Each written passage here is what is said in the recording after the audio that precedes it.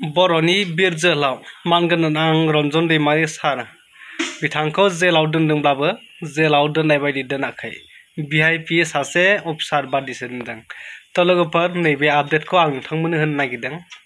आसामनि सीएम मामाया मिडियाफोरा माखासे बाथ्रा सोंदोंमोन रन्जन दैमारि सारखौ बख'नायखौ लानानै।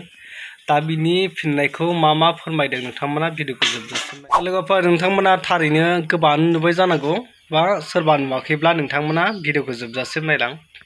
दा आसामनि सीएम मामाया जे मिडियाफोरनि माखासे बाथ्रा सोंनायाव जोंनि बर'नि बिर जोहोलाव रन्जन दैमारि सार बिथांखौ बख'नाय आरो गनाय गैयैनि माखासे बाथ्रा सोंनायाव आसामनि सीएम मामाया मा फोरमायदों नोंथांमोना सिगांग्रो नैबे भिडिअ क्लिपखौ नायनानै लाग्रो।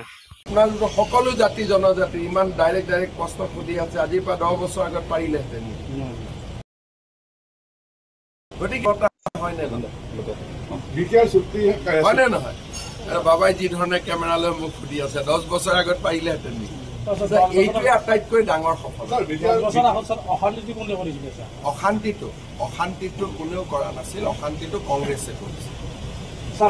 ৰঞ্জন শৰ্মাৰ বিদ্যা চুক্তিকাৰী আহিও জেলত তেওঁৰ আইনী প্ৰক্ৰিয়া তেওঁৰ প্ৰক্ৰিয়াটো আমাৰ হাতত নাই, NIA আৰু CBI হাতত আছে। কিন্তু তেওঁ বেটেলিয়নৰ কেম্পত আমি তেওঁক ভাল কৰি ৰাখিছোঁ। কোনো জেলত থকা কয়েদীৰ দৰে তেওঁ থকা নাই, খুব ভাল কৰি আছে। আৰু যোৱা পৰহিও NDA বহুবিলাক NDF বহুবিলাক নেতা বা কৰ্মীয়ে জামিন পাইছে।